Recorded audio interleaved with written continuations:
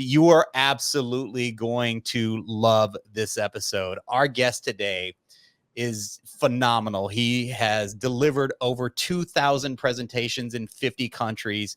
He is in the business of helping you win more business. He's the author of one of the best books, and I give it to anybody that works with me. It's this book right here, Exactly What to Say. It's sold over 1 million copies. It's been translated in so many languages. His insights on influence and persuasion have changed people's lives. It's absolutely changed mine. He's one of the most played Audible books in the country or in the world, and it's only 70 minutes long. So, like, legit, go to Amazon right now, buy this book, and get it on Spotify. You're going to want it. You're going to want to own it, and you're going to want to listen to it in your car. It's one of those books that you will hear over and over and over again. And if you want to learn the magic words that are going to influence, and help you make a deeper impact, this is going to be the episode for you. So I'm here with the one and only Phil M. Jones. Phil, thank you so much for being here today. Thank you for having me here, Chris. This is a joy. It's great to be here. Yeah, man. I mean, I got to tell you, so I'll tell the audience, I met Phil at a mastermind that I was participating in March. And so to be here today, late June with Phil is phenomenal. That's just the kind of person he is. But Phil, one of the things that I noticed you did, I'm an observer of people, and I knew a lot of the people in the mastermind. So whenever there's somebody kind of new that's in the room, it catches my eye. And I noticed the night before that you spoke, that you actually did your keynote, you were working the room, you were making connections, you were meeting people. And when you have somebody at the caliber of you who's been around the world speaking, usually they come in, they speak, and they bounce.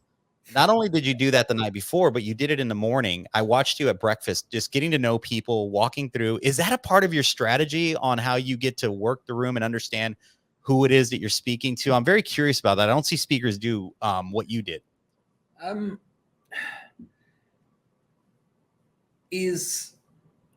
I would go as far as saying that I believe that it's irresponsible if you don't do that. If you are given the privilege and the responsibility of sharing a significant moment with a quantity of high-level professionals, why would you not get ready for that moment? Like a pro golf player doesn't be like, I've played golf 1,000 times before, this course is like every other. A pro racing car driver doesn't think, well, yep, this has got left and right turns and the tarmac's about the same and I've driven the car before I got this.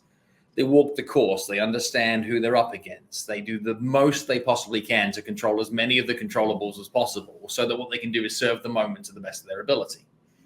In that mastermind that you talk about in particular, this was 100 plus of somewhere like the best of the best of the best in the mortgage and real estate industry, coming to an event where they expected high value. And the responsibility I had at the event was to somewhere like put a bow on it, put a ribbon on the event, and provide some way of contextualizing what would happen. Me showing up and delivering my speech might be useful, but it isn't necessarily going to be transformational or impactful without having the context of both the people and what came prior. So taking the time to be able to do that is the only way I can do my job. Like, I couldn't do my job without that. I would lack confidence, which would therefore then translate to a lacking in competence in the moment. And the way that I view a speech is, in that environment, I had 90 minutes with 100 plus people, like not a giant audience, but a giant group of thought leaders. So that isn't 90 minutes of my time. That is 90 minutes of 100 people's time. So that is 150 hours of productivity of some of the biggest game changers in the LO and mortgage and real estate space. That's what I was responsible for. 150 high payoff hours of high payoff people that super value their time. So all I did is get ready for that moment as opposed to my speech. That's extraordinary. I mean, because I've watched it happen where, the speaker comes in and I got so many questions afterwards and then they bounce, they disappear. And with you, it was actually hard to get to you because anytime I looked around, there was a group of people standing around you. And, but it didn't start that way. It was kind of like I just watched you work the room one by one and kind of get to know people. And I just think it's something. So I was there was one of the people that I work with. He's a leader that works here.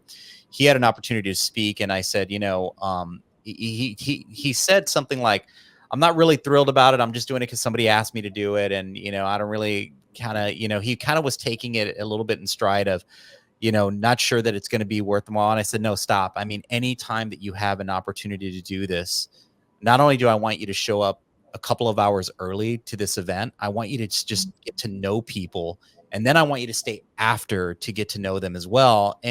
But it was not that I dreamt this up. It was just watching you. So thank you for giving me that opportunity. And I'll try and summarize why this is important with a very simple phrase. It's one of my favorite phrases in the world. And it's the phrase that the second mouse gets the cheese. And think of that quite literally, right? Is what happens to the first mouse? Bang, they're in the trap. It's game over for them. And if you're the third, fourth, fifth, sixth, seventh mouse, then you're probably going to go hungry. The second mouse is the one that gets the prize. And in an environment like that, you only get one opportunity to be a shadow in the background. After you've been and you've delivered your thing, now there's a reputation, there's a speculation that goes with it. You cannot hide in plain sight so easily. The ability to hide in plain sight at an event is just a giant gift for a speaker, a presenter, a communicator in any way, because I can be right in the middle of it and hidden. The lesson though in that though, Chris, for everybody listening into this that's in business right now, is there are conversations you could be having with your clients and potential clients that you can have prior to you getting to the thing that you're really there to be able to talk about. That what you can learn in those conversations is irreplaceable if you get it, but it is irreplaceable if you don't get it as well. Like you can't get back to it. So even in your line of work, like what is the conversation you have with your clients prior to them talking about the home they want to buy, the rate they'd like to achieve, the buy down that they'd like to be able to get to? Like, where is there a window that you can get to learn about their past experience? Where is there a window you can get to learn about how they've worked with people of your profession in the past? Where is there a window that you can get to find out what's important to them, what they do for fun, who they are as people? If you don't take that first impression to do that work, you can't like run interaction that is helpful but transactional and then go back to it and say, tell me about yourself. Because that's weird. That is weird. Yeah. But you can do it up front and you can differentiate yourself and put yourself in a marketplace of one if you do that work before the work. Well, I'm so curious, does that actually make your job on stage a little bit more comfortable? Because now a sea of faces that for most people could be strangers, you can look at a room and have a different connection with them. There's a button that lives inside the head of every decision maker on the planet. And the button that lives inside the head of a decision maker is what I call the show me that you know me button. The minute you trigger the show me that you know me button, what we do is we amplify empathy, we amplify trust because we're on the same page. What it allows me to be able to do is it allows me to be able to meet people where they're at, as opposed to get them to meet me where I'm at. Now, that could be as simple as a callback. That could be as simple as, like Chris said earlier on, that could be like, hey, I was listening to what Neil was mentioning this morning. And you see what happens is Neil goes, yeah, I did mention that. Chris was like, oh, he knows me. They could be those micro moments. They hit the show me that you know me button. They also allow you to be able to join content together.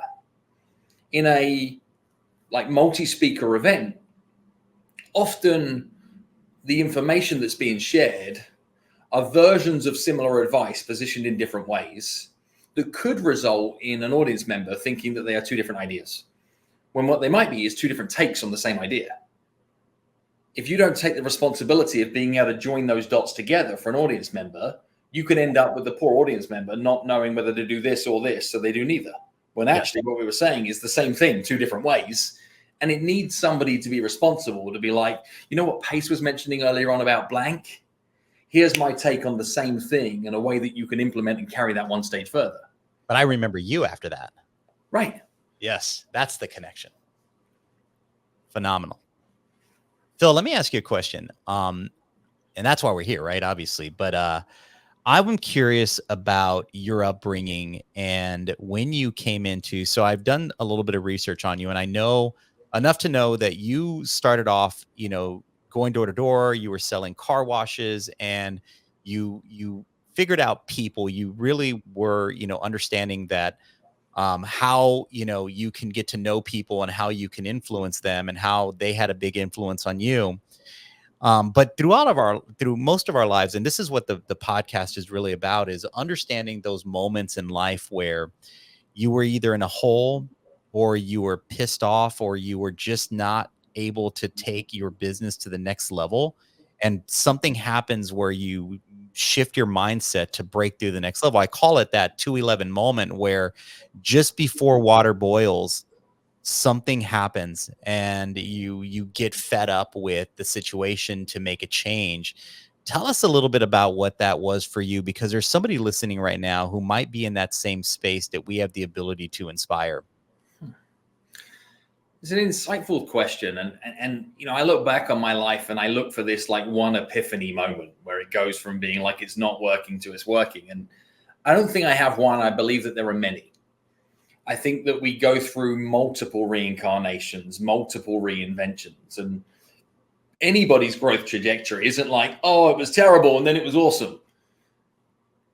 There are moments, though, where you have to have some of the most critical conversations with yourself.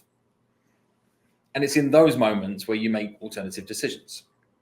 There's been several of them in my career. And I think the biggest one that's probably impacted me was circa 2010, 2011. And I'd had a successful corporate career. Things were going well. I'd broken out of a business that I'd just built up and then brought back down again. I was starting my consultancy business, but also my business was going well. I was starting another business, but my marriage at the time was broken. I was bringing that to a close, was very much in a state of like trying to hold all the pieces of life together in the best possible way that I can.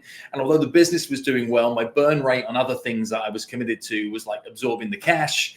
And then my business partner in another new venture that we were involved in decided to empty out the bank account and run off and do his own thing, leaving me holding the baby with the bathwater and everything else that came with it. And I remember I just crushed an event that I was speaking at that was maybe 150 miles from where I lived in the UK.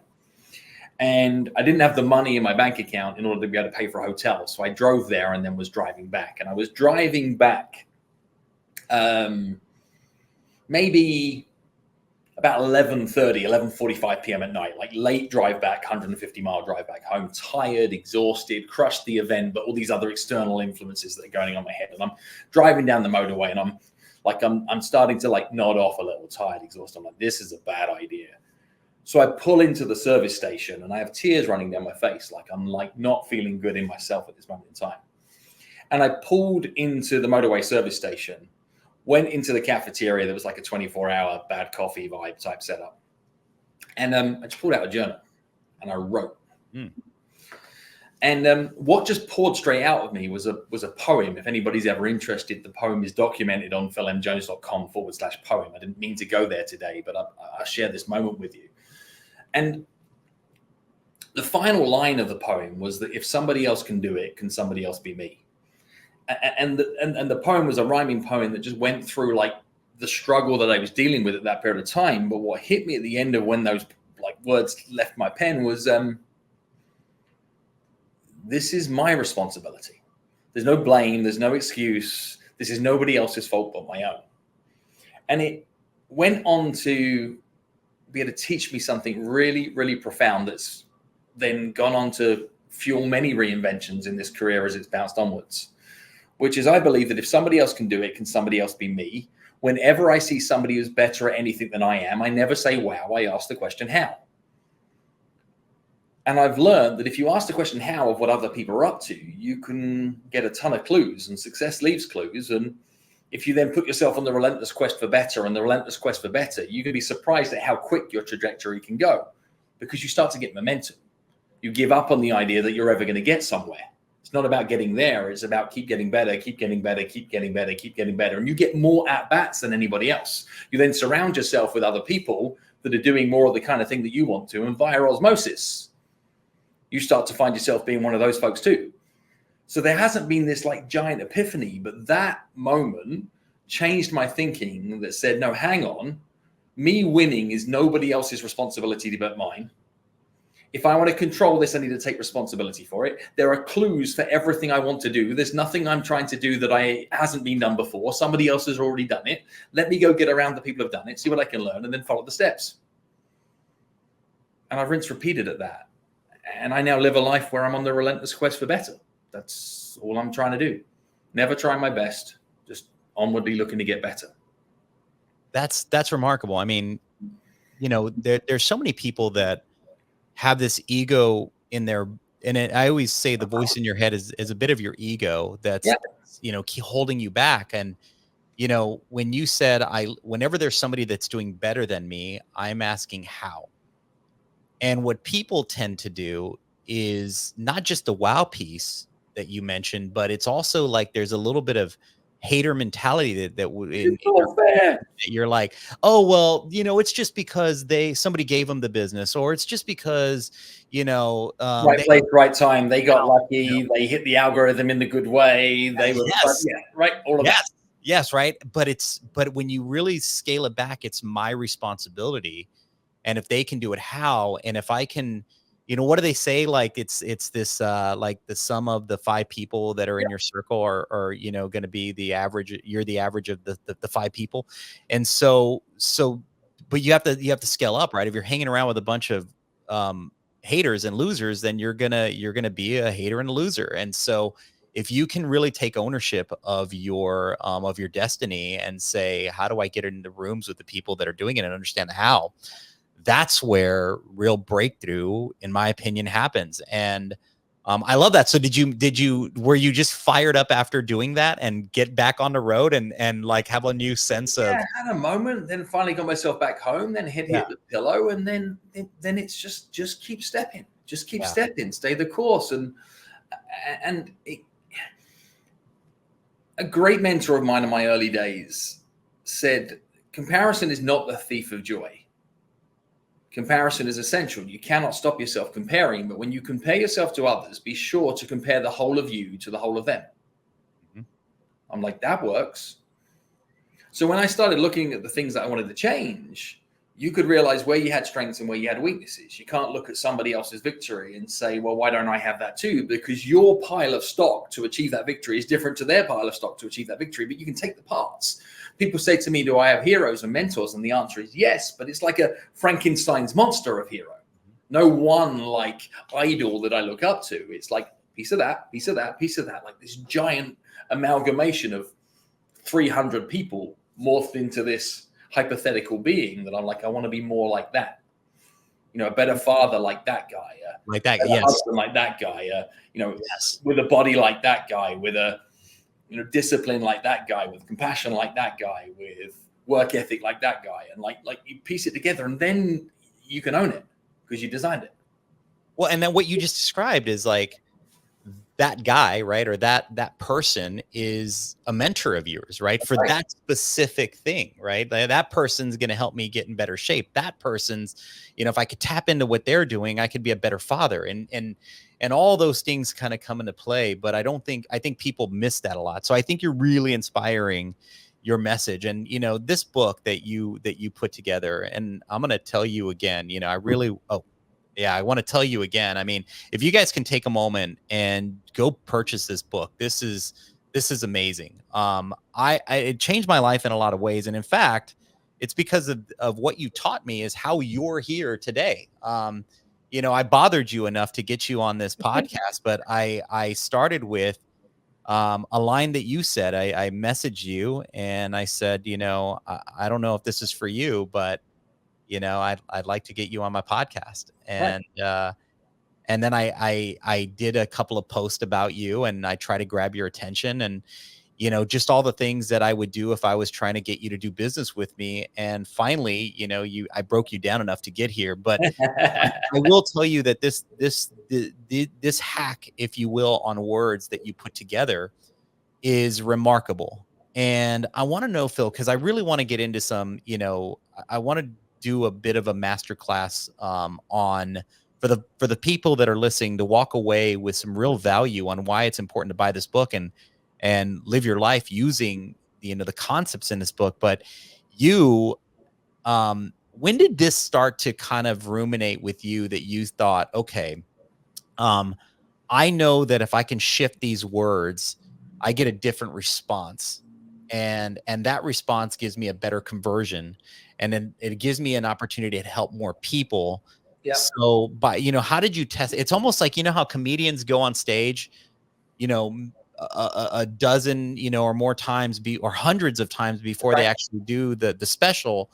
because they're testing out the way they say things. What was that before you actually came up with this book?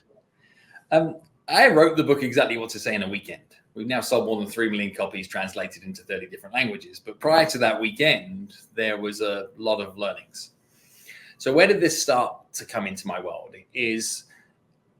I was in a senior leadership position at a very early age. So I was leading sales teams at 18, 19, 20, 21 years of age. And when I was in those leadership roles trying to get results through people, I realized I couldn't be a manager or a boss like other people, because I was like 19 and I looked like I was like 11.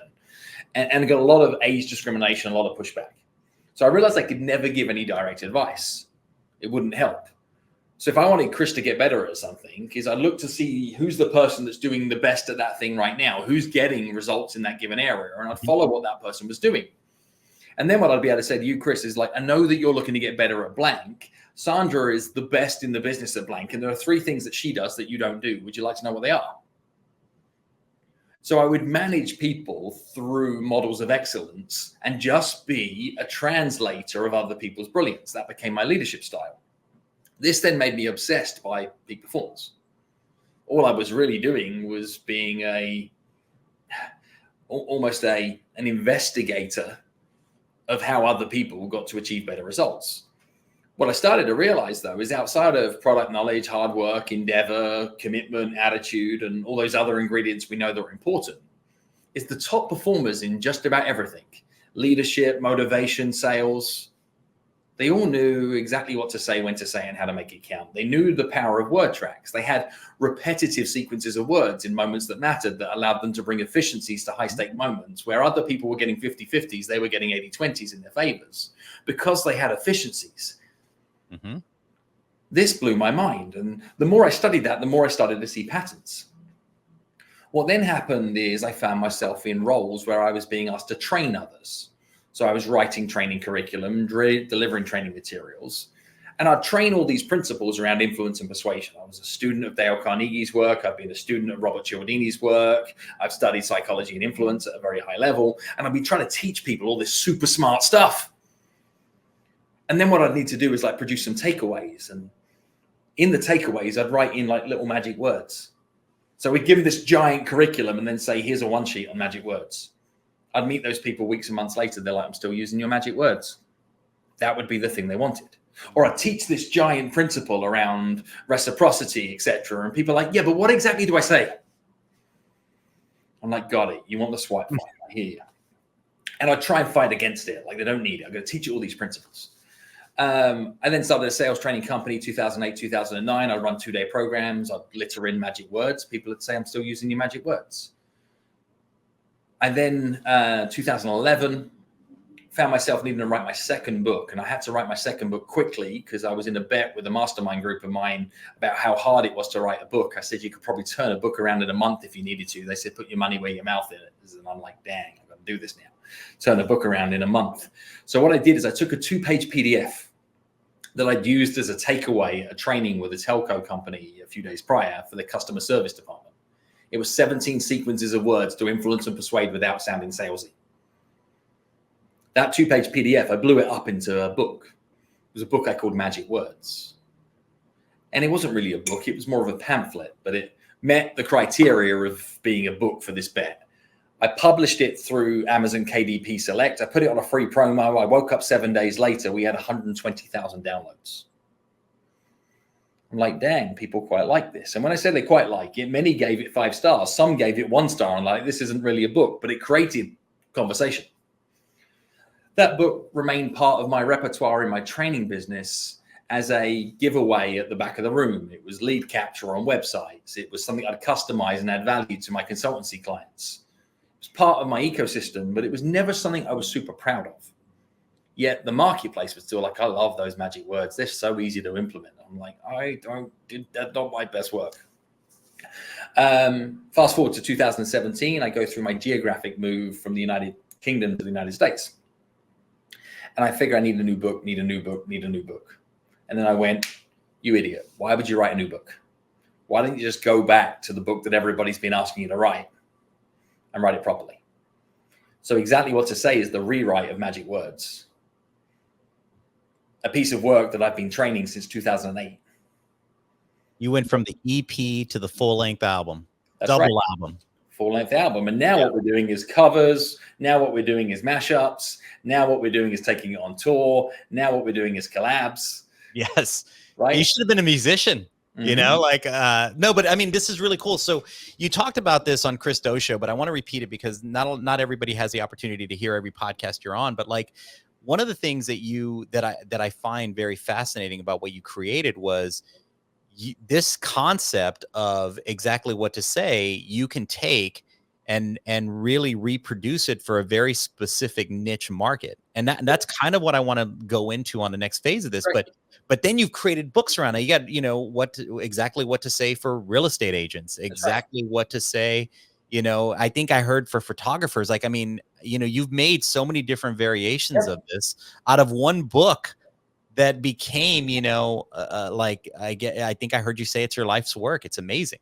That's right. We have certification programs. I have an army of licensed partners that train the work. We have created over 100 custom editions of the book into varying different verticals, from as broad as photography to the auto industry, partnered with companies like Volkswagen to create custom editions inside their organization, branded into their colorways. Our certified guides have their own custom version of the book. We've done the real estate version. We've done professional photographers. We've done coaching companies. We've done, I don't know how many different versions. I mean, even something as niche as CDL Trucking Recruitment Edition. Like, that's how micro niche and nuanced we've gone with this body of work. And now we have role play cards, in particular for the real estate industry, to help them be more effective in finding application, in utilizing the words to navigate the most critical conversations in real estate. That for realtors and loan originators is a particularly useful tool. Without a doubt. Let me ask you a question on the fact that, I mean, if we take it from like our audience and who really listens to this podcast, a lot of them are going to be real estate agents and lenders. And then there's this really special niche of people that really, for me and my business that I fall into and that I work with, is I'm a leader of leaders in the mortgage space. So I am a coach and a mentor, and I manage different territories in the country. And within those territories are leaders that are trying to connect in the marketplace and build their teams. Yep. And so a lot of times one of the hardest things that we do in our industry is interrupt somebody that we may not have met.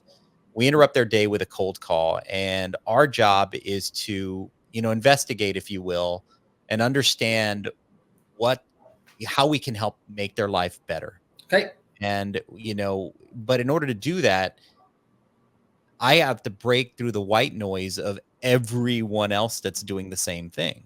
Right. And so I get really, I personally have all these hacks on how I do it in order to kind of avoid it ever being a cold call. Like, I'll DM them, I'll comment on everything that they wrote, but not everybody's on social media. Right. So, what is your take on the cold call? And especially like if I'm a loan officer that's calling a real estate agent, or I'm a leader that's, a branch manager that's trying to call a loan officer, how do you get their attention?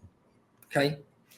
I have some fairly strong beliefs around this, and so much so I was a guest expert on a Fox News Insight on this a couple of weeks back, about the fact that the number of people that just don't answer their phone anymore is the sweet spot of individuals that are in that like 30 to 50 age range, that are the high income decision makers that are moving and shaking. Is they are busy from every given angle. En masse, that group of people loathe the idea of answering a phone call to somebody they do not know is calling them. Plus, they have the power to not be able to answer that, which means if you do answer that phone, chances are that you're not necessarily doing it on purpose. You're not necessarily in a decision-making moment. You're not necessarily wanting to have the conversation the other person is wanting to have with you at that moment in time. So yes, it's a sneak attack. Yes, it's an interruption. But worse than all of that, you catch somebody on the back foot. Chris, could you imagine us trying to have this podcast without it being scheduled? Just a sneak attack phone call to be like, hey, Phil, here we are. We're live on Instagram. We're live on LinkedIn at this moment in time. We are streaming to the masses. I just wanted to introduce you to some people. You'd be like, whoa, I'm not ready for that. Yeah. But this is what we do with phone calls to people all the time. We call them and want to have a conversation they weren't ready for. Expect the fact that when most people answer the phone, they're not wanting to have the conversation you want to have. And this is true in your personal life. I have not answered my phone in about 9 years. I have 260 plus unlistened to voicemails that I will never, ever listen to. It doesn't mean I don't speak to people on the phone. You just best schedule the call. Text me first. Even my mum, right? My mum knows, text me first and we'll find a time to chat. If my wife was to call me directly, blind call me, I would believe that this is because there's a major issue going on in our life at that moment in time. I say, are you bleeding? Is everything okay? Right. You know, did something happen? Did you never call me? You know, Right. yeah, it's fine. Text first. And we're trained to believe that if a conversation needs to be happening, I want to be in the right environment to receive that conversation and explore that conversation. When you are cold calling people, you are interrupting their day, and almost certainly that person is not capable of having the conversation you'd like to have with them in that moment. So you say things to them like, if you've got a moment to talk, they say yes because they think it's bad news. They then find out you're trying to speak to them about something they didn't want to speak to them at that time. So you're actually reducing your equity in that person's life by cold calling. What you'd be better to do is everything within your power to schedule a call. You're doing some of it with Insta DMs first. You could do it with text first. You could do it with email first. You can do it with opt-in forms. Even if somebody opts in, I'd shoot them a text and say, I see that you're looking for some more information about 123 Main Street. Love to be able to connect on the phone. When would be a good time for us to chat? ? They're like, you can hit me up right now. Ring. I'd rather do that than just ring. Mm-hmm. So you can start conversations with tools that people can respond to. It's the same as when people send voice notes and video messages to you as sneak attacks as well. It's like, I cannot listen to that. I'm in a meeting. I cannot, like, what? I don't want to listen to you thinking about what you're going to say to me for like 64 seconds before you get to the main point. So what do you recommend on that? Because you gave me a really good, you know, in the mastermind, this one thing you taught me helped me convert like significantly higher in one very specific area of my pipeline, if you will. But in order to have created that pipeline, I started with the interruption.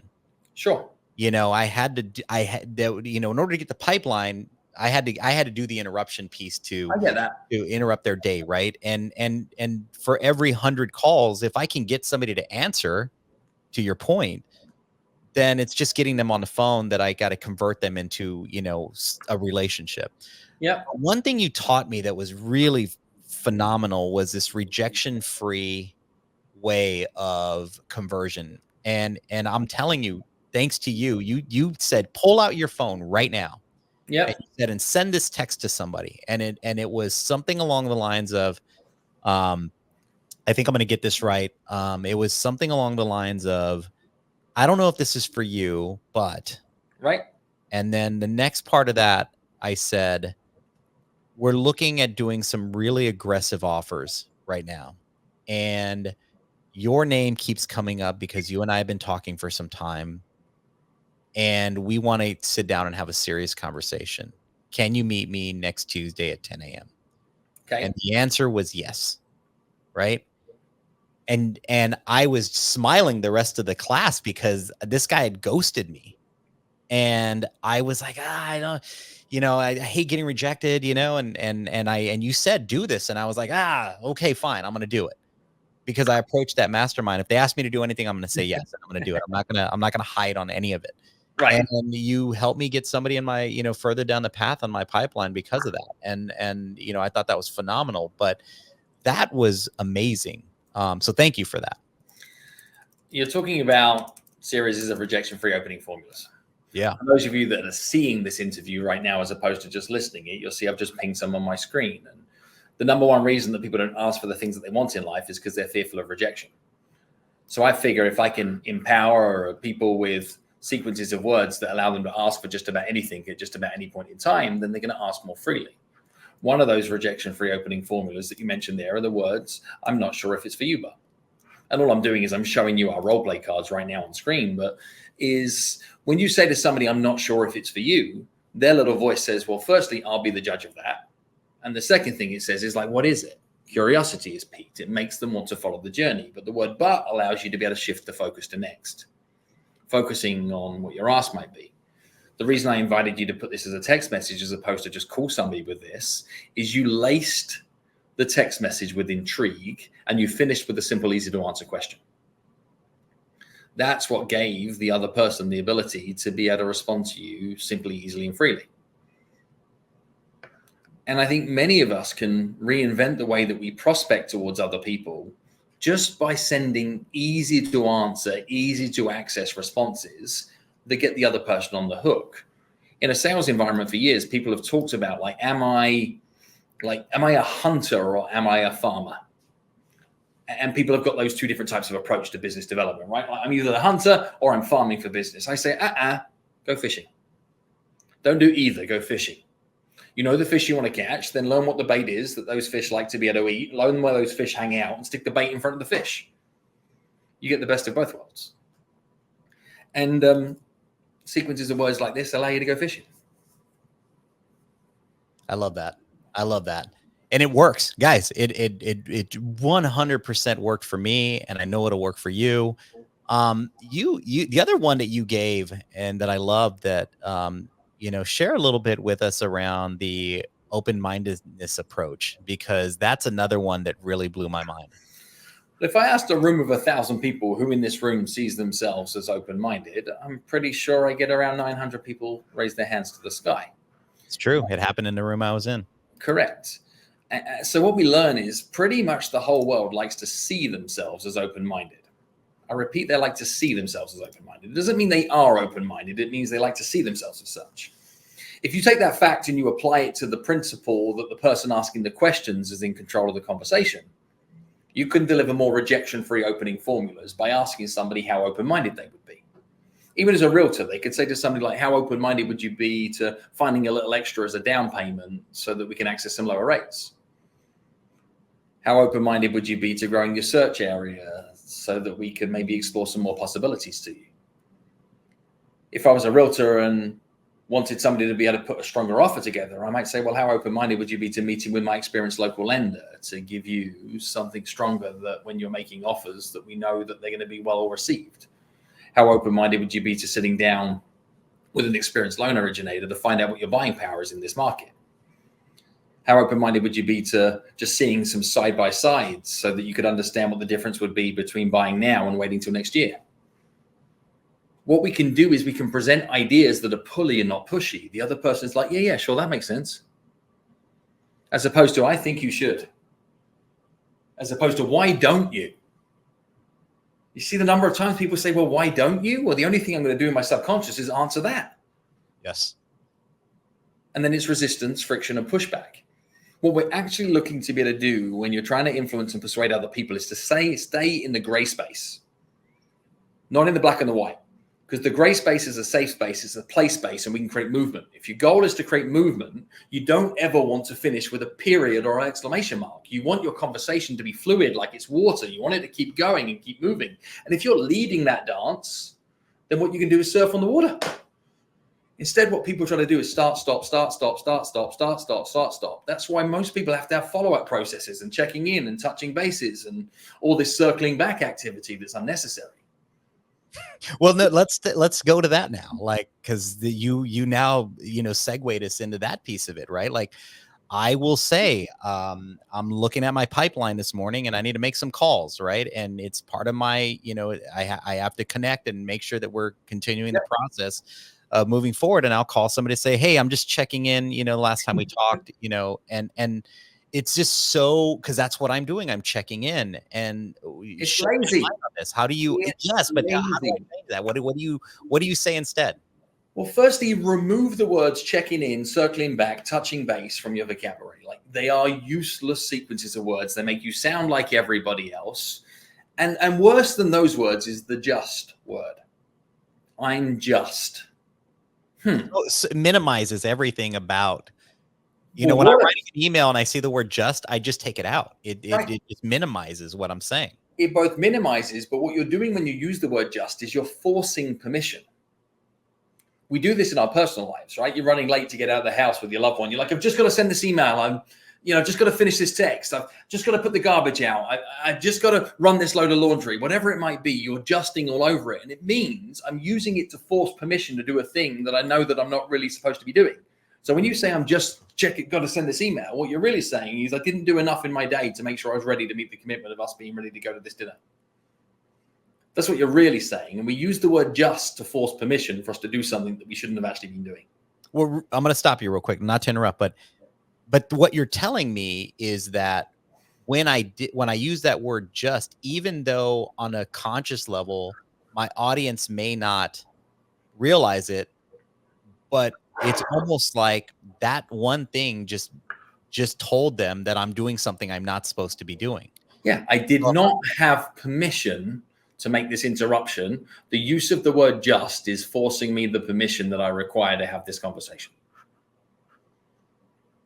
So whether you like it or not, that's what they're hearing.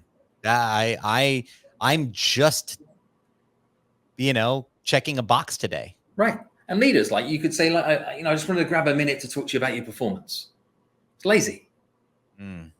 Right? If you take it into that context. I hate that. I hate that you say it's lazy, but it's so true. I don't want to be lazy in anything in my life, but that's what we're saying when we use this language. Right. By alternative, what you're really looking for to start any conversation with permission, you don't want to use the have you got a minute to talk, because that was relevant in 1986. You don't want to tap somebody on the shoulder in a meeting environment as a leader and say, have you got a second? Because that's sneak attacks. Well, they say yes, even though they meant no. And then you download your bad news on them that they weren't ready to be able to receive. That's good for you. Get permission to have the types of conversations you like to have. How do you accelerate permission into a cold-ish type conversation? Well, what you're looking for is you're looking for an opening, a fact, and a question. An opening, a fact, and a question. So a polite opening, a mutually agreeable fact, and an easy to answer question. So let's jam on this for a second, Chris. What would be an example of a conversation you're meaning to start that otherwise you'd have been justing over? I'm calling somebody that I've never met. Okay. We kind of know. Well, let's just go with this. We've seen each other on Instagram. I've seen their stuff. I've commented on it. Now I'm picking up the phone and I'm going to call them. Okay. And the only thing that you have in common is you have their phone number. Yep. And that you are acquainted on Instagram. On it, they didn't give me their phone number. I found it. Right. So we're just acquainted on Instagram. Through scientific profiling and FBI negotiations, you acquired their phone number. I acquired their phone number. So I'm calling and I'm saying, I'm just calling because I saw your post the other day and I really liked it. And, I was thinking that maybe we could meet, and I'd love to hear your story. Okay. That's like, this is creepy. This is it to break me down. There's a mild compliment in there. There's huge enthusiasm and charisma that comes from you. Like there's a reason that this will work with some of the people some of the time. Like, it works. Absolutely it works. Work with some of the people. But I got to make 100 dials for that to happen. Right. But if I took the same context and the same scenario and I started the phone call with an opening fact question, I would get better results. What would that look like? I would pick up the phone to this person and I'd say, look, I know that we probably don't yet know each other. That would be my mutually agreeable fact. And they're like, yeah, that's right. So what would my opening be? Hey, this is Chris. I'm calling from Loan Depot. I know we don't yet know each other. You may have seen me commenting or liking some of your posts on Instagram. I've been following what you do for a while. Mutually agreeable fact, mutually agreeable fact, mutually agreeable fact. I know we don't yet know each other. That's right. You may have seen me commenting and liking some of your posts on Instagram. He may, right? Mutually agreeable fact. I've been really impressed by some of the things that I see. Well, no one's going to disagree with the fact that you're impressed by them. Agreeable, agreeable, agreeable. Now I need an easy to answer question. What do you want to do with this person, Chris, business-wise?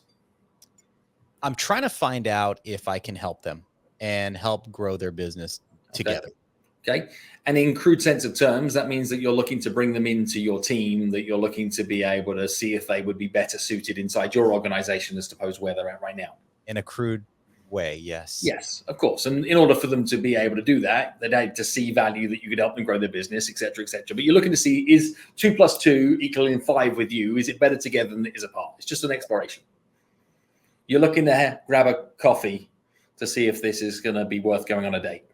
Yes. Right. So what's the easy to answer question? Well, it could be as simple as, are you still looking to grow your mortgage business, or are you on the wind down? That's good, because at first when you said it, when you add and or the wind down, everyone's going to say, no, of course I'm looking to grow my business. Right. Yeah. See, it's an easy to answer question, but you're holding space for the fact they can say, no, well, I had a good time for a good time, but with everything that's been changing in the industry right now, I'm like transitioning more into a investor role. We built a portfolio through the years, and I've actually got some other people inside my team that are picking up the bulk of my clients right now, and I'm enjoying the content game on Instagram, but I'm not as active as I would used to be. That's not a bad answer, is it? I love it. But very quickly we've got to brutal truth. After you've used an OFQ to get into a conversation, their guard is lower. Because you used some mutually agreeable facts, you hit the show me that you know me, you gave me the easy to answer question. The second they answer that easy to answer question, everything else you've said is now true. They gave you permission. Where do you go from here? You go past, present, future. So you don't say, I'd love to learn more about you and understand your story. You just get straight into it. So you're asking real quick like now, it's like, so how long have you been in this business? And they're like, I know this one. Yes. This is easy. And they tell you, and they start talking about the things that they're happy with. Okay. And after you've got to the end of how long you've been in the business and they brought you right up to today's date, you say, so where are you at right now? What's happening in your world currently? They're like, I know this one too. These questions are easy, and they tell you all about that. And now they've told you the past and their present, you can just ask a third stage of question, which is, so what do you have in plan for the future? And they'll tell you this. And after they've told you that, you can say, well, so what's your roadmap to get there? They say, I don't know. You say, how certain are you that you're aligned with the right people in order to be able to help that vision become a reality? That's They it. say, well, up until today, I was pretty certain, but now I'm not so sure. You say, well, what do you understand about us and the way that we do things differently at Loan Depot? You say, not much. You say, what is your experience of being able to do business with us in the past? They say, well, we've co-broke some transactions, and some of our real estate clients and agents have worked with you. They say some pretty decent things. You say, well, how certain are you that you want to achieve bigger results in the future than you're achieving right now? Like, well, I'm well up for that. I say, well, how important is it to you that you're surrounded by other people that are just as hungry to grow a business as you are? They're like, yeah, I'm super, super important. I'm like, yeah, but on a scale of 1 to 10. They're like, no, that's a 10. I'm like, when was the last time that you got a real level of support from your existing brokerage that gave you the feeling and the assets that they definitely had your back and they definitely had a roadmap for your success? They're like, I don't know. I'm like, how often do they give you the tools that you need as opposed to just dial it in? I'm like, and for how long have you been thinking you might need to make a change?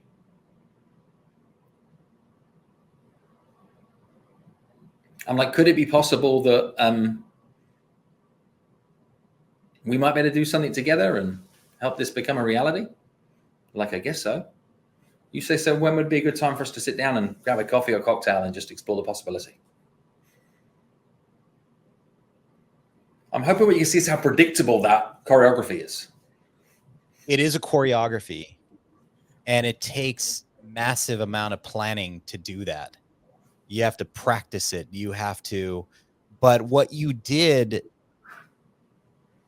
something that most people don't understand. They show up and they start to sell. They start to, drive the conversation. And what you did just there is you gave me the answers that I want. You gave me the questions that I was going to want to give you the answers to, that made me think.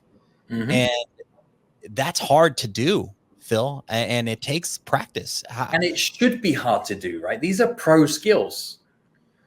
And if you think about the last decade in a business like the one that you're in, winning meant hustle, try hard, throw as much mud at the wall, be kind and pleasant when you get in front of people, do what you say you're going to do, follow through, keep going, keep going, keep going. And you could win big.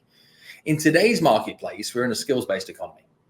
Now what we have is globalization. Even as an LO, right? It used to be that your box to play in was here. Now you've got like multiple states you can work with. You can globalize. You can work anywhere. You've got all these different streams of revenue. Your people are all over the world, but so is everybody else's. They're all in your market now as well. Everybody's everywhere, and we're all at capacity. It beats me as well that people are like saying like, oh, I got 5,000 followers on Instagram, and I've got 10,000 on LinkedIn, and I've got 10,000 on Facebook. So I've got a 25,000 person following. I'm like, you don't. They're the same freaking people. Right? You can't compound them. Yeah. And what you have is a finite number of opportunities for new clients, for new business partners, for new relationships. There's a finite number, and everybody's starting to realize that that number is finite. So now that we're at the world of finite, what we should be looking for is obnoxious levels of conversion. Not hustle, obnoxious levels of conversion. And you do that by slowing the process down. Sure, you can call 100 people and get one to pick. I'd rather call 6 people and get 5 to move forward and still have 94 people to play with. The mistake that many people make is that to win, they cause collateral damage on the others that were not right. And that collateral damage is irreversible because you made 100 calls, but you haven't got another 100 people to call. We're back to square one again. Slow the process down, you'll speed the outcome up. I'm going to show you what I did there with those questions, just so you can understand. Yeah, please go deeper with this. So all I did is I danced the sequence of the words in the workbook and the words in the role play cards. I showed you the role play cards earlier, right? Yep. So I could say, I'm not sure if it's for you, but how open-minded would you be? Who do you know? And then I gave an opening fact question, which was what we used as an opening. I then said, well, what do you understand about us and the way we do things differently? I said, what is your experience of doing business with us in the past? I said, how certain are you that you want to achieve the kind of goals that you said you did? They said, yeah, I am. I said, well, when was the last time that your existing brokerage did blank? How important is it to you that you work with an organization that's allowed your goals? You know, could it be possible that we would do some work together and that we could collaborate and achieve those kind of results? They said, yes. Now I skipped that. But what I did do is I said, well, when would be a good time for us to be able to sit down and grab a coffee and explore this possibility further? All I did is I played some notes. That's all. And if people are unsure or like, where do I get those role play cards? Then just hit me up at my Insta. And, you know, if you're missing it, it's probably in the wrong spot because here we are on StreamYard. Let me stick that over there.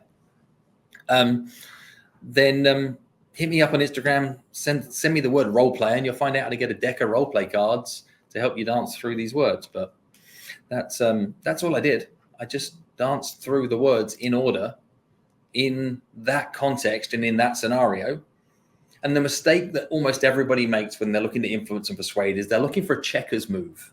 They're looking for one move to be able to move somebody from a no to a yes. They're looking for one masterful script that they can deliver that all of a sudden has somebody like super excited about working with you. I'm like, in what world does that happen? What we need is to me to you, to me to you, to me to you, to me to you, to me to you, to me to you, to me to you. And now we got relationship. And that's about learning to play chess with words, not trying to write better checkers moves. Phenomenal. Thank you. Bill, I really want to just take a moment, and I know you're super busy and I can go on and on with you, but I know we're at time, and I thank you for taking time out of your busy schedule to share with my audience, you know, your insight to what's going to help them get more business. And it's certainly going to help me get more business. And I want to do more business with you. We got to figure out how to partner, and maybe take what you're doing and bring it to the people that I work with in a way that can really transform their lives. But I really appreciate you taking the time to do this with us today. And seeing you say that, I say, well, what do you understand about the different options that you could have of working with me? And I say, well, what is your experience of hiring professionals to support you in your organization? I say, how certain are you that I'm the kind of partner you'd like to work with? I say, when was the last time that you hired somebody of this kind of nature? I say, how important is it to you that when you hire somebody externally that you drive with awesome results? I say, could it be possible that we can achieve results that are even better than that by collaborating together? I mean, I know the answer to when would be a good time, because I'm guessing that you're going to be at the event in Vegas for Neil's forward event. Yes, we are. Yes.